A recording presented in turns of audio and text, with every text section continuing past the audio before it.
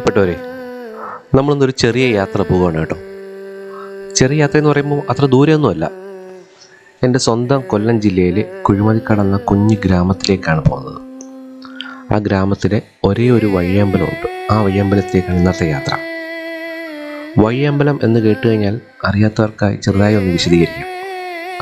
പണ്ട് കാലത്ത് കേരളത്തിലെ ഗ്രാമവഴികളിൽ യാത്രക്കാർക്ക് വിശ്രമിക്കാനും ക്ഷീണമാറ്റാനും ഒക്കെ ഒരുക്കിയിരുന്ന വിശ്രമ കേന്ദ്രങ്ങളായിരുന്നു വഴിയമ്പലങ്ങൾ.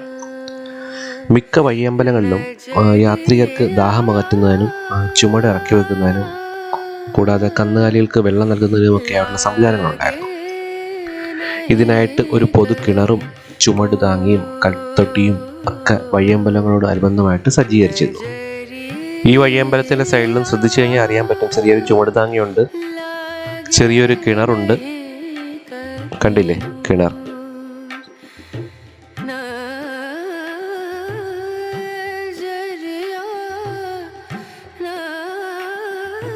അതുകൂടാതെ വീഡിയോ കണ്ടു കഴിഞ്ഞാൽ മനസ്സിലാവും, ഈ കെട്ടിടത്തിൻ്റെ മേൽക്കൂര ഒറ്റ മകുടത്തിൽ ഉറപ്പിച്ചു നിൽക്കുന്ന രീതിയിലുള്ള ഒരു നിർമ്മാണ ശൈലിയാണിത്.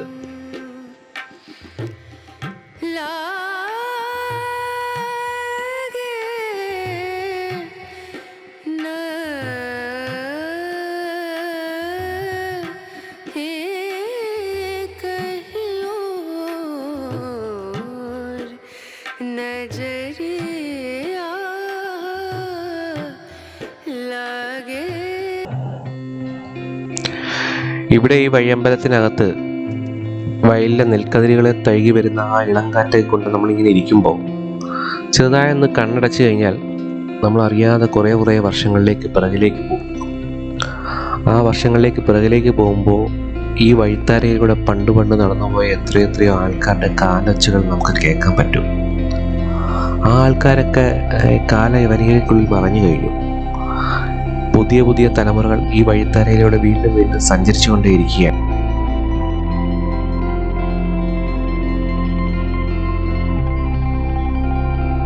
മറ്റുള്ള വഴിയമ്പലങ്ങളെ അപേക്ഷിച്ച് കുഴിമതിക്കാടുള്ള ഈ ഒരു വഴിയമ്പലത്തിന് മറ്റൊരു കഥ കൂടി പറയാനുണ്ട്. വർഷങ്ങൾക്ക് മുമ്പ്, അതായത് സ്വാതന്ത്ര്യം കിട്ടുന്നതിനും കുറേ വർഷങ്ങൾക്ക് മുമ്പ്, കേരളം പല നാട്ടുരാജ്യങ്ങളായി വിഭജിക്കപ്പെട്ട് കിടന്നൊരു കാലം. അപ്പോൾ ഇങ്ങ് ഈ തിരുവിതാംകൂറിൽ 8 വീട്ടിൽ പിള്ളമാരുടെ ആക്രമണങ്ങൾ കാരണം സാക്ഷാൽ മാർത്താണ്ഡവർമ്മ ഒളിവിൽ വേഷപ്രച്ഛനായി കഴിഞ്ഞിരുന്ന ഒരു കാലമുണ്ടായിരുന്നു. അന്ന് കാൽനടയായി സഞ്ചരിച്ചിരുന്ന മാർത്താണ്ഡവർമ്മ ഏതോ ഒരു ദിവസം ഒരു രാത്രിയിൽ ഈ വഴിയമ്പലത്തിന് സമീപം എത്തിച്ചേരുകയും ഈ കുഴിമതിക്കാട് തന്നെ ഉണ്ടായിരുന്ന അന്നൊരു മഠത്തിലെ ഒരു ഇല്ലത്തെ നമ്പൂതിരി അന്ന് അദ്ദേഹത്തിന് രാത്രിയിൽ അഭയവും ഭക്ഷണവും ഒക്കെ കൊടുക്കുകയും ചെയ്തിരുന്നു. പിന്നീട് രാജ്യഭരണം തിരികെ ലഭിച്ചതിന് ശേഷം തന്നെ സഹായിച്ച ആ ഇല്ലക്കാർക്ക് ഈ ഒരു ഗ്രാമം, അതായത് ഈ കുഴിമതിക്കാട് എന്നുള്ള ഗ്രാമം മുഴുവൻ അദ്ദേഹം അവർക്ക് കരമൊഴിവായി കൊടുത്തു എന്നൊരു ഐതിഹ്യം തലമുറകളായിട്ട് ഈ നാട്ടിൽ പറഞ്ഞു പോരുന്നതാണ്. ആ ഒരു ചരിത്രത്തിന് സാക്ഷ്യം വഹിക്കാനെന്നോണം ആ ഇല്ലം ഇപ്പോഴും കുഴിമതിക്കാട് തന്നെ നിൽപ്പുണ്ട്.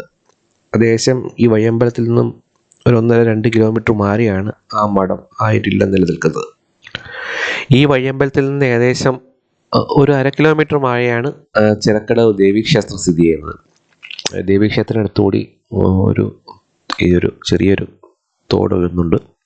അപ്പോൾ ഇത്ര നല്ല വേനലാണെങ്കിൽ പോലും ഈ തോട്ടിൽ നല്ല വെള്ളമുണ്ട്, അത്യാവശ്യം നല്ല വെള്ളമുണ്ട്. ഈ തോട് ഇവിടുന്ന് ഒഴുകിയത് അവസാനം നെടുവങ്കാവ് ആറ്റിൽ ചെന്ന് കയറിയാണ്. ആ നെടുവങ്കാവ് ആറ് പിന്നീട് കല്ലട ആറ്റിൽ ചെന്ന് കയറും.